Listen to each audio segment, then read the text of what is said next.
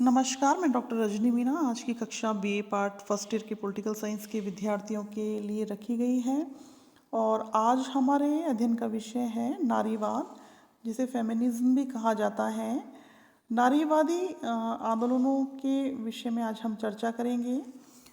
नारीवाद राजनीतिक आंदोलनों, विचारधाराओं और सामाजिक आंदोलनों की एक श्रेणी है जो राजनीतिक, आर्थिक, व्यक्तिगत और सामाजिक लैंगिक समानता को परिभाषित करने, स्थापित करने और प्राप्त करने के एक लक्ष्य को साझा करते हैं।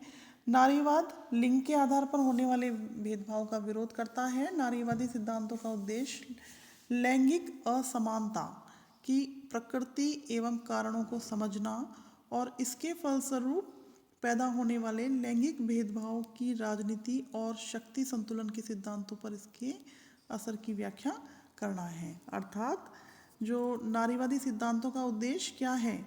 लैंगिक असमानता की प्रकृति और कारण कि नारीवादी विचारधारा के अंतर्गत यह देखा जाता है कि लैंगिक असमानता के कारण क्या है, उसकी प्रकृति क्या है और इसके फलस्वरूप जो लैंगिक भेदभाव पैदा होता है उसका राजनीति और शक्ति संतुलन के सिद्धांत पर क्या असर पड़ता है। एक प्रसिद्ध लेखिका हुई हैं सिमोन द बोवार, उनकी प्रसिद्ध बुक का नाम है द सेकंड सेक्स।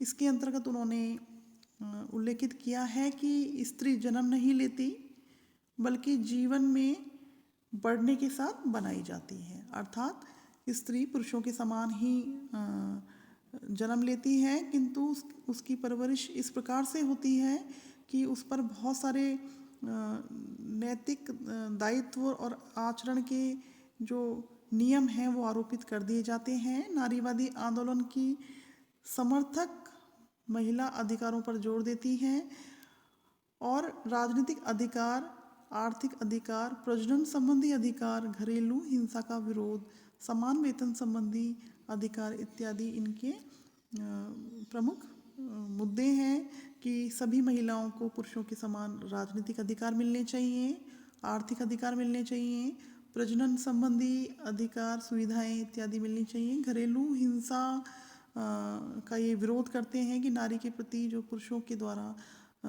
हिंसा की जाती है तो उस पर प्रतिबंध लगाया जाना चाहिए। इस तरह की बातों का ये समर्थन करती है। समान वेतन संबंधी अधिकार इत्यादि की ये मांग करती है कि स्त्रियों को भी पुरुषों के समान ही वेतन मिलना चाहिए। नारीवाद के दो प्रकार हैं, पहला है उग्र नारीवाद और दूसरा है उदार नारीवाद। उग्र नारीवाद पितृसत्तात्मक के स्थान पर मातृ सत्तात्मक परिवार का समर्थन करता है और उग्र नारीवादी विचारधारा परिवार में अध्यक्ष का जो पद होता है वो माता को प्रदान करना चाहता है।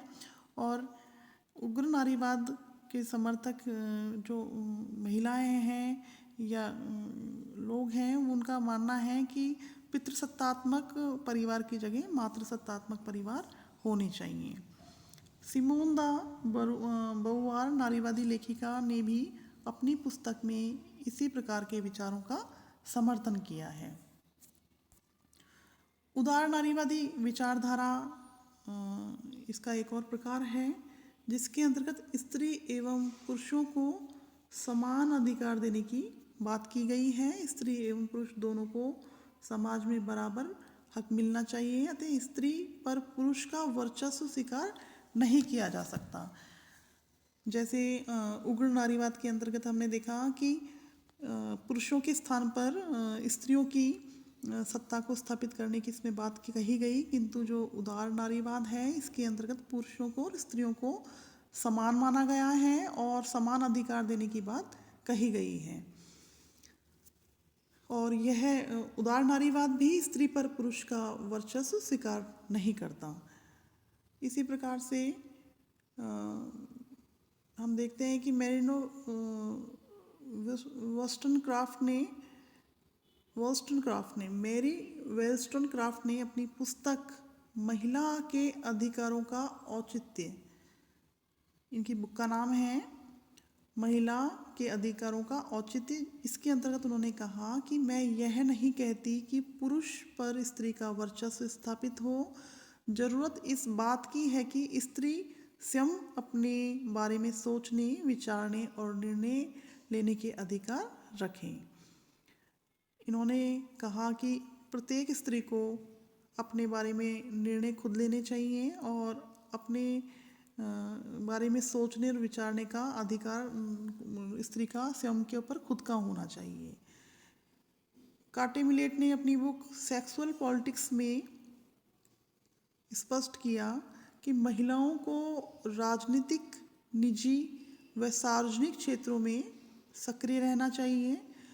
जॉन स्टुअर्ट मिल ने अपनी पुस्तक द सब्जेक्शन ऑफ वुमेन में इस बात का समर्थन किया कि महिलाओं को राजनीति में भाग लेना चाहिए। जे.एस. मिल, या आप आगे वाले क्लासेस में इनके बारे में पढ़ेंगे। इनकी बुक का नाम था द सब्जेक्शन ऑफ वीमेन। इन्होंने भी महिलाओं को राजनीति में भाग लेने का समर्थन किया और ये महिलाओं के पुरुषों के समान अधिकारों की बात करते थे। प्लेटो ने पुरुषों एवं स्त्रियों में कोई अंतर नहीं किया। प्लेटो एक यूनानी विचारक रहे। इन्होंने भी पुरुषों के समान ही स्त्रियों को सभी क्षेत्रों में अधिकार प्रदान करे, चाहे वो शिक्षा का क्षेत्र हो या अन्य कहीं भी सक्रिय भागीदारी का क्षेत्र हो, सभी में उन्होंने पुरुषों और स्त्रियों को समान माना। प्लेटो ने अपने आदर्श राष्ट्र के अंतर्गत शासक एवं सैनिक वर्ग में महिलाओं को भी सम्मिलित किया है। अर्थात प्लेटो शासन करने में और सैनिक वर्ग के अंतर्गत भी महिलाओं को पुरुषों के समान स्थान प्रदान करते थे। अतः कहा जा सकता है कि नारीवाद का प्रमुख उद्देश्य लैंगिक असमानता की समाप्ति करना है और महिलाओं को पुरुषों के समान अधिकार प्रदान करना है। और नारीवादी विचारधारा की जो समर्थक हैं उनका मुख्य उद्देश्य है कि पुरुषों का आधिपत्य स्त्रियों पर ना रहे। उग्र नारीवाद स्त्रियों की सत्ता स्थापित करना चाहता है, किंतु उदार नारीवाद स्त्रियों के समान पुरुषों को समान अधिकार देना चाहता है। किंतु नारीवादी जो विचारधारा है इसके समर्थक जो हैं वो सभी स्त्रियों को पुरुषों के समान अधिकार प्रदान करने की बात करते हैं, घरेलू हिंसा को समाप्त करने की बात करते हैं और समान वेतन संबंधी अधिकार, यौन उत्पीड़न का उन्मूलन और यौन हिंसा इत्यादि के उन्मूलन, मातृत्व अवकाश जैसे मुद्दों पर अपना ध्यान केंद्रित करते हैं। आज की कक्षा यहीं तक। धन्यवाद।